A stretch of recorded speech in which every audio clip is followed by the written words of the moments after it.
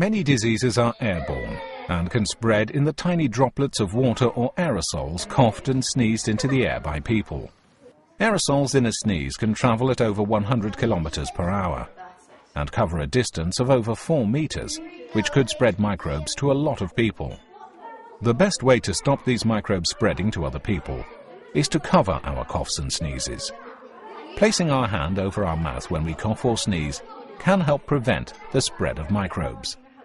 However, these microbes are on our hands unless we wash them. Placing a tissue over our mouth and nose when we sneeze traps the microbes in the tissue. We can then throw the tissue and the harmful microbes in the bin.